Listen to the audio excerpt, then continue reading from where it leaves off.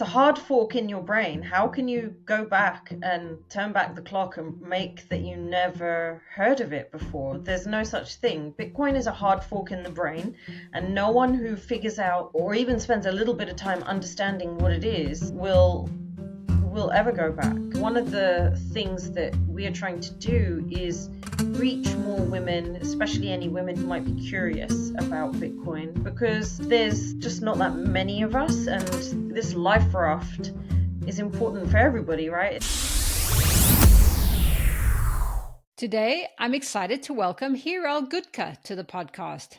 Heeral is a Bitcoin advocate, small business owner, and freedom lover. Welcome to the Bitcoin Edge. Hey, thank you so much for having me, Paula. Yeah, it's great to see you. You're relatively new to Bitcoin, so I'm interested to hear your take on everything that's going on. But before we get there, tell us a little bit about yourself and your business. Sure. So I've been self-employed now for about 10 and a half years. Before that, I had a really fiat job. Now my job is a little less fiat, even though it is still fiat. But before, I was in a very fiat job in the insurance sector. And I set up on my own doing something completely different where I provide consultancy to leadership teams on how to build better cultures in their organization. So tell us about how you found Bitcoin. So I'd heard about Bitcoin many times over the years, but I just didn't have the headspace to get curious about it, right?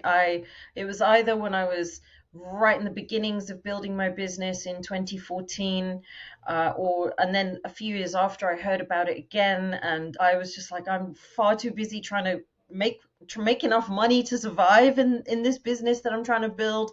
I was in survival mode for quite a few years. And then when I heard about it again in 2020, I was so busy in my business, I didn't have time to look into it. So it was just everything, all these things were conspiring against me, getting in my way.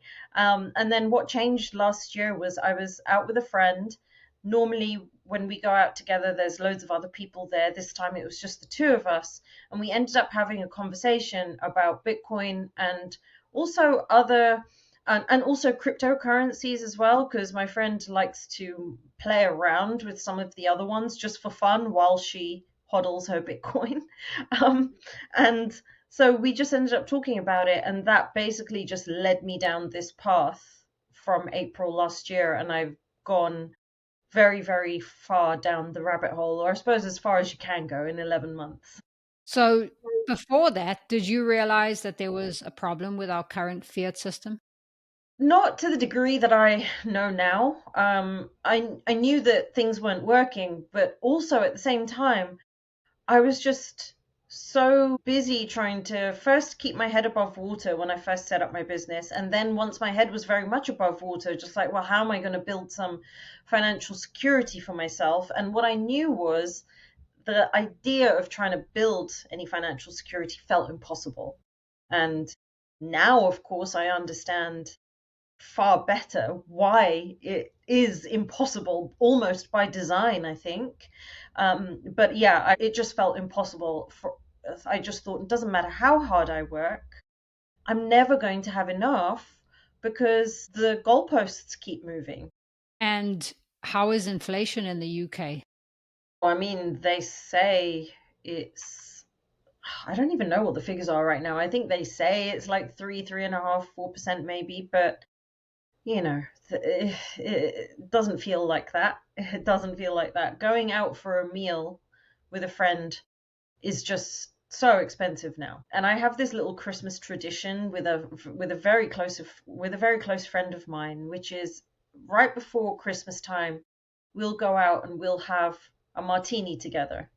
The days of having more than one martini are long gone. I can just have one now.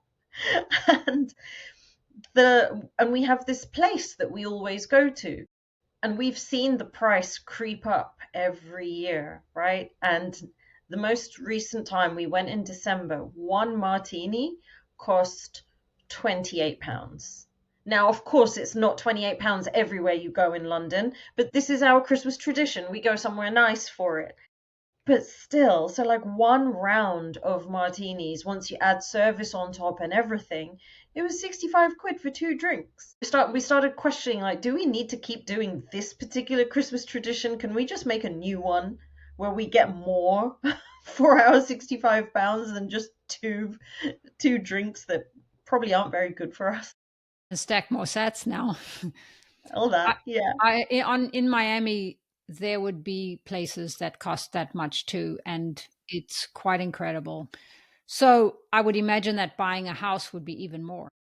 Yeah, I mean, buying a property in the UK is very difficult. There is nowhere near as much housing stock for the demand that exists, and the prices are just very, very high. It's very expensive to get a mortgage. Interest rates are creeping up and have been creeping up for the last couple of years, last few years.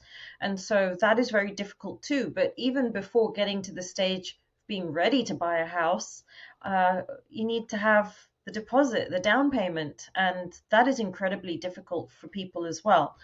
Um, I think that as more and more people realize that they're going to be forever renters, in a rental market where we have no security as renters and prices can go up 5, 10, 12% a year, depending on where you might live, I don't really know how this ends up playing out. But it doesn't feel good. Yeah. How easy is it to buy Bitcoin in the UK? And I know the regulation isn't that favorable. You don't even have ETFs, correct? Correct. We don't have access to ETFs. There are many banks that make it incredibly hard to buy Bitcoin. You know, when you try and do a transfer to an exchange, they either don't let it through or they limit the daily amount that you can send, which is just another reason why people should be paying more attention, because the reality is, if you choose, we're grown-ups, right? If you choose you want to buy something, you should just be able to buy it. I don't need a bank nannying me and treating me like a child, saying, are you sure you want to buy that? Are you really sure? Because we don't think you should buy it, and so now we're not going to let you buy it. I am not a fan of that at all. Make their own people need to make their own mistakes in life in general, and that includes how you choose to spend your money. Now, I personally do not think buying Bitcoin with my money is a mistake. Buying other coins with my money might be a mistake, but still, that's my mistake to make. It's not the bank's duty to stop me because they think they know what's best. And that's what I don't like about the culture that is developing in the UK, that the state is more and more acting as though it knows best. And to be quite frank, if we look at how they're running things, they most certainly do not know best. And do you think more people are just beginning to think that's normal and that they're just trying to protect you? Oh, yes, there are a lot of people there that think if the government does anything, it must be the right thing to do, it must be the good thing to do. There was a lot of discussion happening here a few weeks ago when it turned out that Apple was turning off the back door so the government can access data held in Apple's iClouds and however the specifics of it works. And I was having discussions about it online with people, non-Bitcoiners, and they were basically just saying, well, if you don't have anything to hide, why do you care? So, well, that's not the point. The point isn't that only someone who has done something bad wants to hide, wants to have some privacy. Privacy is important to everyone. And in fact, if we look at the levels of state overreach in the UK, people should be a lot more worried in any case. Yeah, I agree because they start small and it starts extending out and before you know it, we aren't allowed to do what we want to do anymore. Mhm. I yeah. So was freedom always this important to you? And did that draw you to Bitcoin? So I've been thinking about this so much over the last 6 to 8 months because I was asking myself, why does this appeal to me so much? Like, I couldn't understand why I'm so drawn to it. And it reminded me of a quote from a play that I read a long time ago, where it's actually not even a quote from a play, it's the dedication at the beginning, at the start of the play.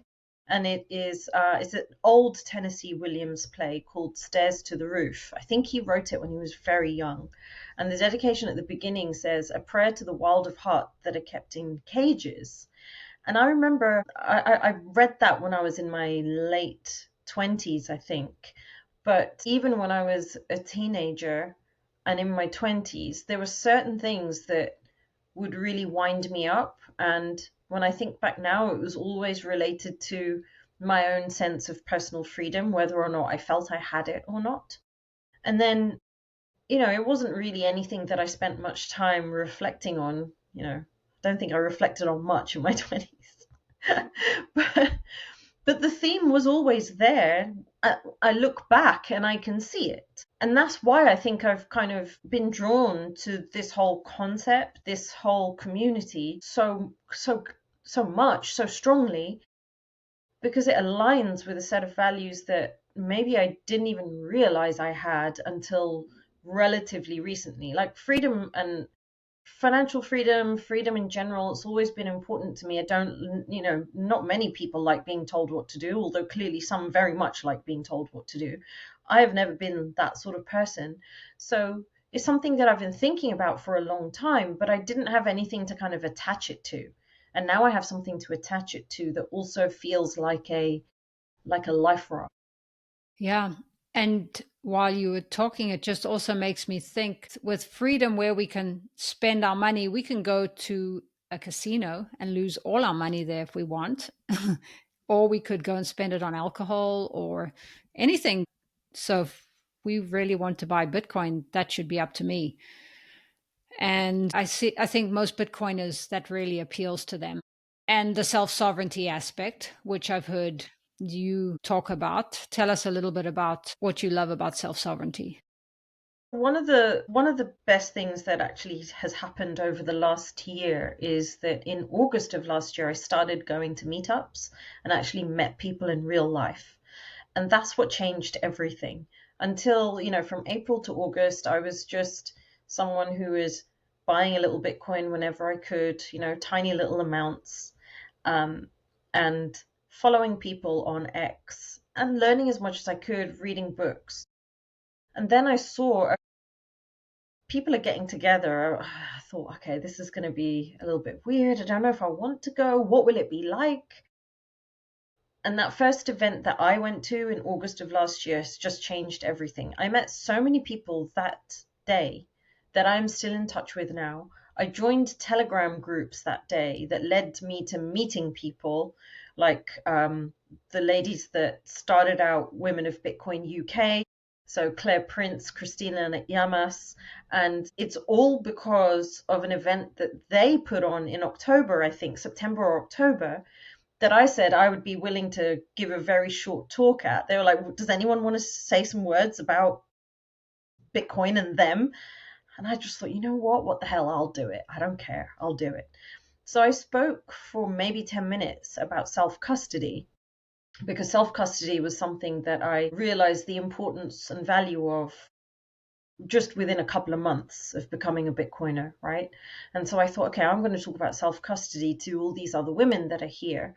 And doing that just kind of changed everything. I met Rachel Geyer from La Femmes Orange in Germany. I ended up going on a course run by Amity Age in Germany just a few months later.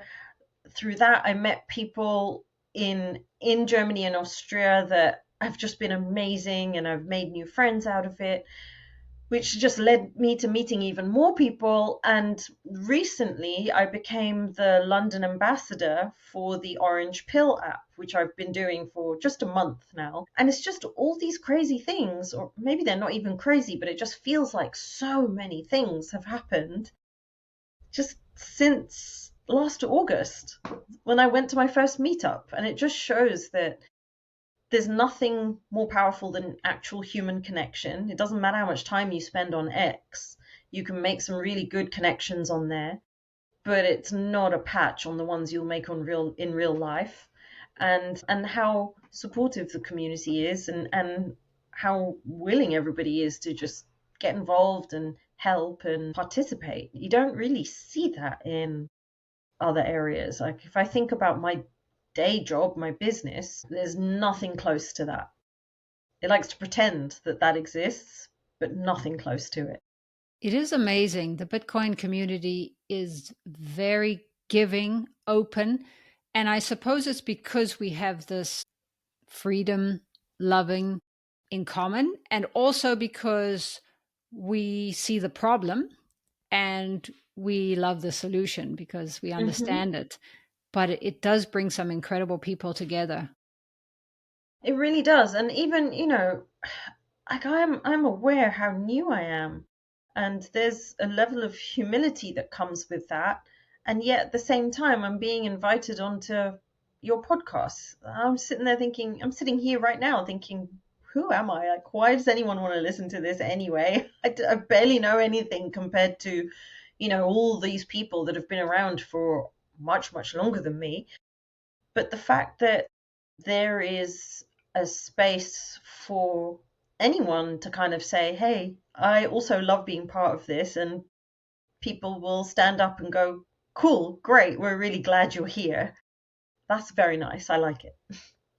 And we found with people coming into Bitcoin, because my goal is to try to introduce Bitcoin to as many people as possible. And everybody has different touch points, and somebody might relate to you and your story more than somebody who's been in or is an expert. And so that's why I like to chat with lots of different people. Speaking about that, if you were going to talk about Bitcoin to somebody new, where would you start and what would you tell them? Wow, that's a big question. Where would I start? First of all, are they even open to hearing the word Bitcoin? Because there's loads of people that aren't, right?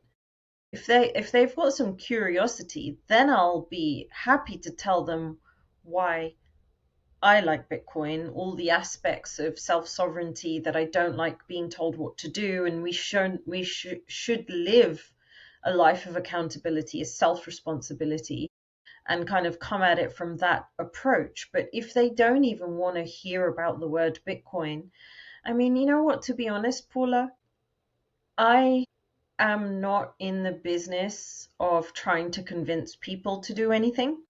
If they want to talk about it, I will happily talk to them about it, but I'm not going to try and have a conversation with someone, especially if I know they're not interested. So I there's a limit to how much orange pilling I will do. But if someone's already curious, then I'm very happy to talk to them about it, because I know what it's like when someone doesn't have any curiosity for a specific thing. You're not going to reach them unless you're willing to spend hours of your time talking to them. And to be honest, I don't have hours of time to speak to loads of different individual people about what they think about Bitcoin. It was just like I had no curiosity about it all those years ago.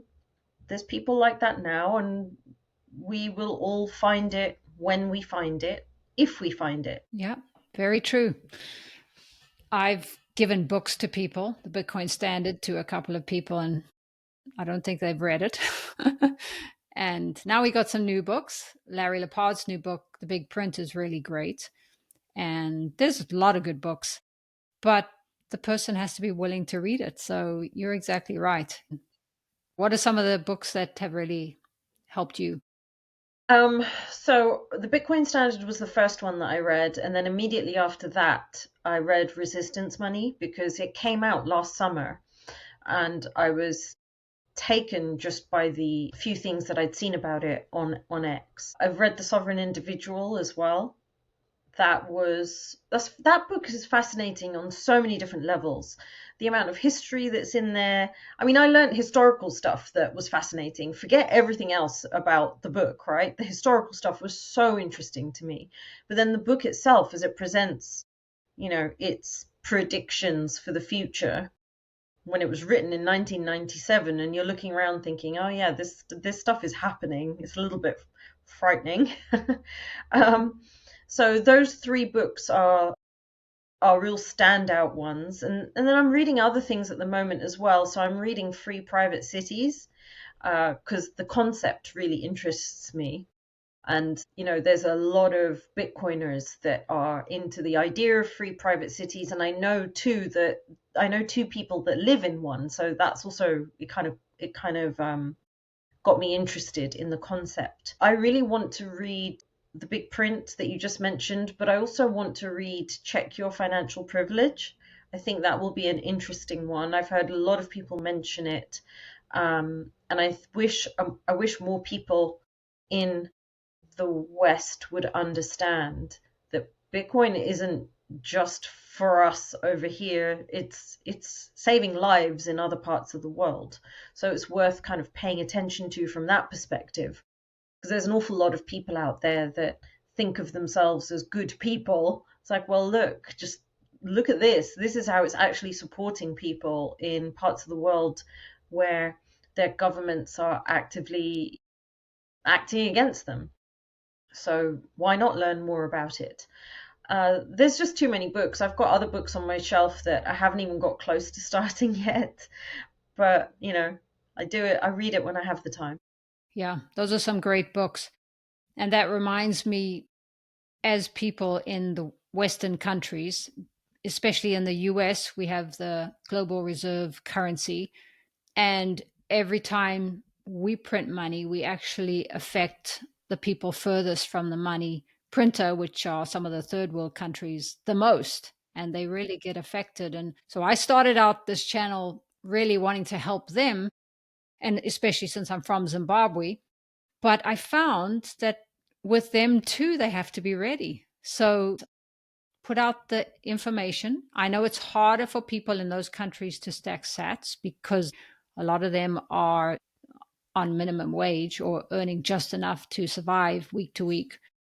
But, there is the opportunity for everybody to find a way to earn a little bit extra. And with Bitcoin, you can just buy a little bit.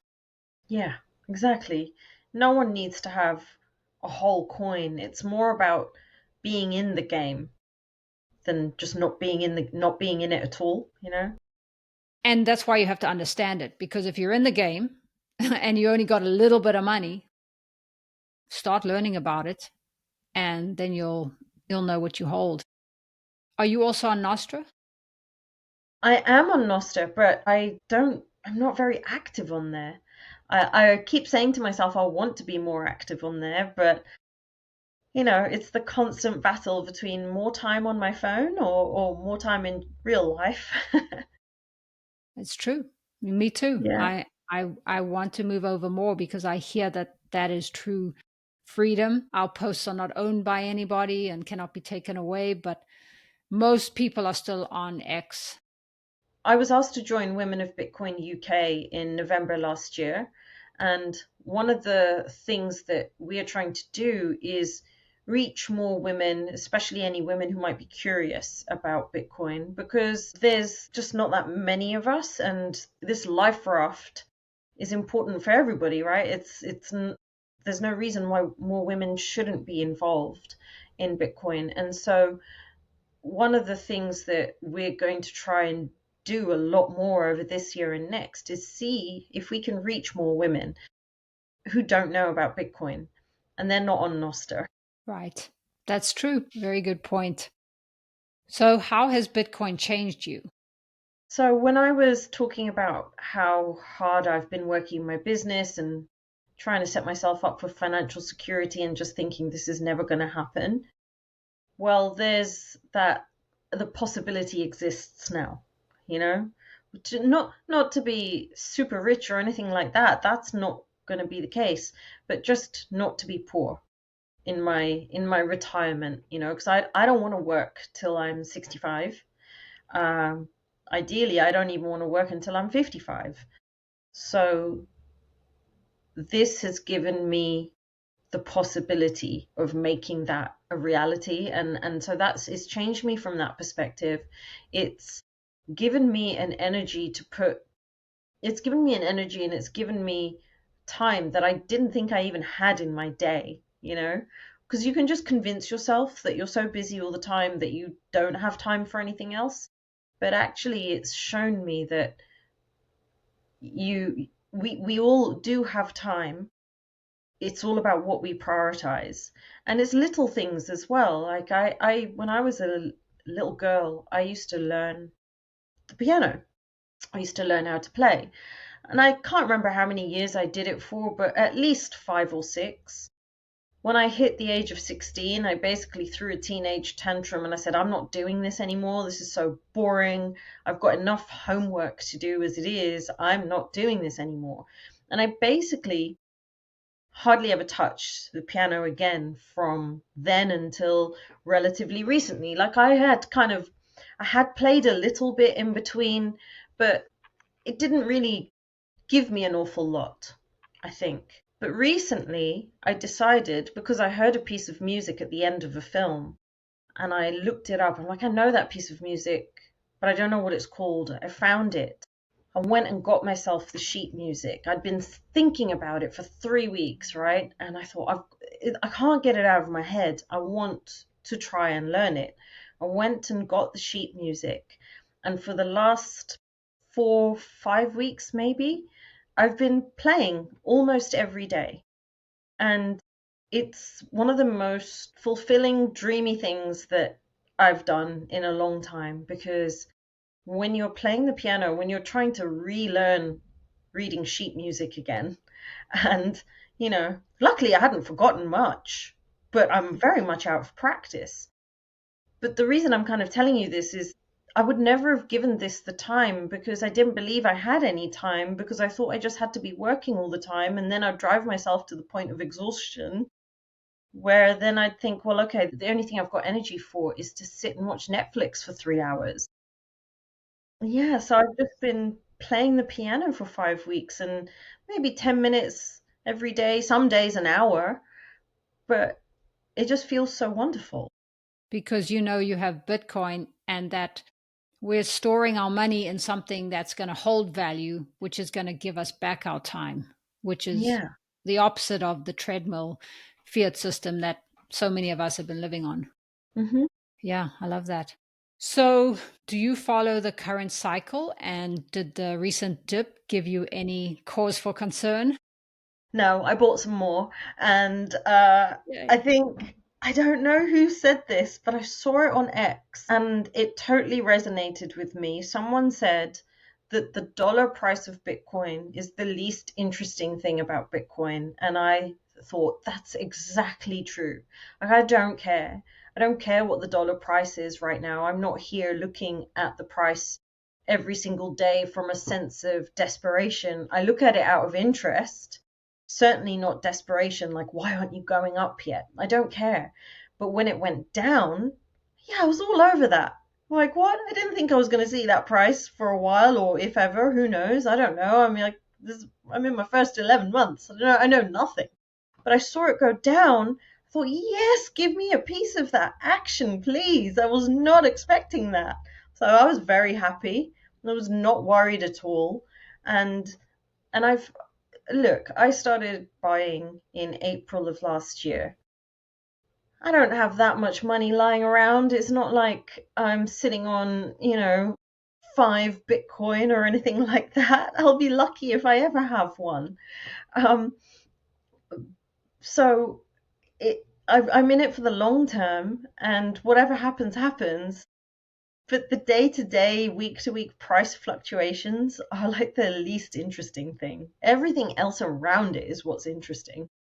You're a true Bitcoiner. You're a natural. Took me a while to get that. And what helped me, who helps me, is Jeff Booth a lot on that. And Really. he doesn't focus on the price at all, because one Bitcoin is one Bitcoin. There'll hmm ever only be 21 million. So we price in fiat because that's what we know. Mm. But it's more interesting to price in, well, my house in 2020 cost 21 Bitcoin. It now costs 5 or 6, and that continues to go down. Yeah. So, do you think that once you see Bitcoin, you can't unsee it? Yeah, there's no going back, right? it's like a fork in the brain. It's a hard fork in your brain. How can you go back and turn back the clock and make that you never heard of it before? There's no such thing. Bitcoin is a hard fork in the brain, and no one who figures out or even spends a little bit of time understanding what it is will ever go back. So I actually find it very difficult to understand when I see people on X, and then you wonder, like, obviously, is it even true or not? But people on X or people on Reddit who are saying, right, that's it, I'm out. I've been in Bitcoin for 4 years and I've had enough. Why hasn't it gone up to $1 million? This most recent dip, I can't believe it. I don't have any faith in it. I'm out. I'm like, what? I don't understand. What do you think this is? This isn't, I mean, you might end up with a Lambo, but that's not why you should be buying it. That's not what it's about. If you want Lambos, go play around with meme coins and shit coins and stuff. That's not what this is about. Yeah, very good point. What are your goals with your community and your X accounts, and what are you hoping to achieve in the Bitcoin space? I don't know that I've got any big kind of mapped out plan. Actually, I don't have any kind of mapped out plan. I'm like a little boat on the waves, just seeing where it takes me, because I could never have predicted any of what's happened up until this point. So I don't think there's any point starting now. If I look at it at face value, nothing makes any sense. Like, this is the second podcast I've been on. I've been asked to speak at a Bitcoin conference in the summer. I'm running my own meetups now. Nothing makes any sense. Okay, if you had said to me 12 months ago that all of this stuff would happen over the next 12 months, I would have thought you were on acid or something. No. So I have no idea. I'm just my business, my job, my business, that I spend time thinking about what do I want to do with it? At what point do I not want to be doing this anymore? I spend time thinking about that because that's my day to day. This, I just want to enjoy it. And so I don't want to put any constraints around it.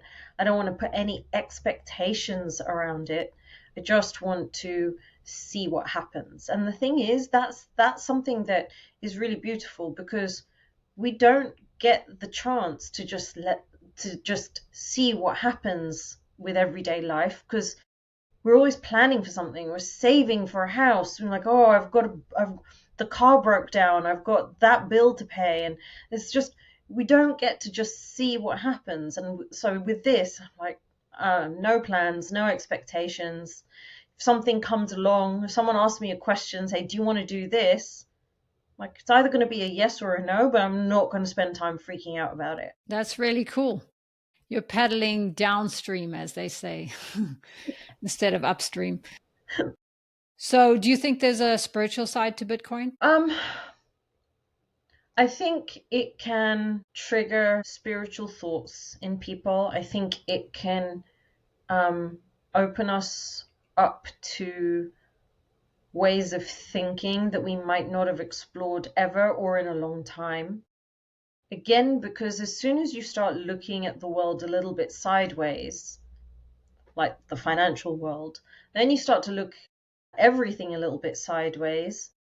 And one thing that I had been thinking about for a long time, even before Bitcoin, was how people in the West, for loads of different reasons, seem to have lost all sense of meaning or of anything bigger than them. And there's this Canadian psychologist called Viveki. I can't remember his first name, but I've listened to a couple of his lectures, and he says there is a crisis of meaning in the West. And he's written loads of stuff about it. He speaks about it. And if you then take a step back and you think, well, how much of that crisis in meaning is being driven by a money system that just wears us down? And so is Bitcoin spiritual? Bitcoin itself isn't spiritual, but it allows someone to be, to attach meaning to something, even if it's just attaching meaning to playing the piano. but it could be attaching meaning to something far, far bigger than that. You know, we never get to see the night sky anymore. We never get to look up at the stars to even comprehend that actually we are nothing on this little planet and there's something vast and expansive above us that we barely understand in the way that our ancestors used to. And I think there's something grounding and humbling in that that we don't have anymore. So if Bitcoin gives people the time to sit back and just look at the world and ask questions about who we are as human beings, and, you know, the usual, like, why am I here and what's the point of it all? That is spirituality, except no one has time to do that. So, yes, Bitcoin is spiritual because it allows you to be spiritual, but Bitcoin itself, no. It's an enabler. It enables things to happen that otherwise we just don't have space for. So Bitcoin can help people be spiritual if they want to be spiritual, if you have that chip in your brain. Not everyone does. I think I do. I've been writing a lot more since Bitcoin, and I did something that I've never done before, which is actually put my writing out into the ether. You know, the things that I think about. And I decided recently that I'm going to do that a bit more regularly. I'm going to start a Substack, you know, not because I want to make money out of it, but I just want everything in one place. And I kind of want it separate to my work. Even though there are some links to it, I want them as two totally separate things. But that excites me, you know, the writing excites me. I never, ever, ever would have said to myself, you're a writer. But I allow myself to think that now.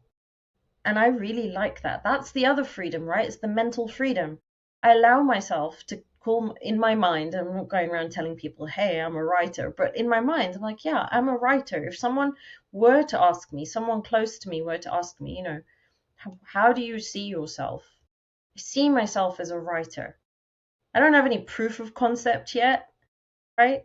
Got some proof of work, but no proof of concept of me actually being a writer that anyone else wants to read. But the freedom to allow myself to think of myself as that has come from Bitcoin. It gives you a confidence that maybe was always there, but you just weren't able to tap into it. I don't know. That was a beautiful explanation. Really beautiful. And I know people who make livings on Substack, and it's just about putting in the time, right? And attracting the people to you who like what you write. I was thinking about purpose because I agree with that. As I've got older, and I realized that as people get older and retire, they lose a sense of purpose. Even young people don't always have a purpose. And having that purpose gives you meaning for life. And for me, Bitcoin really helped with that because I was tired of my work and not feeling purpose. And not that it has to be anything big and great, but just something that gives you a little bit of passion and reason to live. Because, like you said, we are such specks on this big planet, well, solar system. But still, we have to live day to day, having Yeah. our purpose and making the best of it. So I think, yeah, Bitcoin really does open up a lot of rabbit holes and thoughts. And yeah, I really like the way that Bitcoin led you back to writing, playing the piano. It just shows that our time is our most valuable resource. Yeah, absolutely. Yeah. Well, tell us where people can find you. People can find me on X. I think you're going to be putting my two different handles on the show notes. So one is my kind of account that I set up last April, which has my pseudonym on there, but I'm like, people know me by my real name now, so it doesn't really matter. But my Bitcoin pseudonym is AJ, but my writing that I've been doing is a free existence. And so I post about that on my free existence handle, and all the other Bitcoin stuff is on the other one. But I think you're going to put the show notes on in the description. Yes. And if any viewers are in London, then drop me a DM. I'm happy to meet up. Wonderful. I have lots of friends in London, but I don't think any of them like Bitcoin. So, but we'll work on them. You never know. You never know. Well, thank you so much for joining me today. Thank you so much. I've really enjoyed it.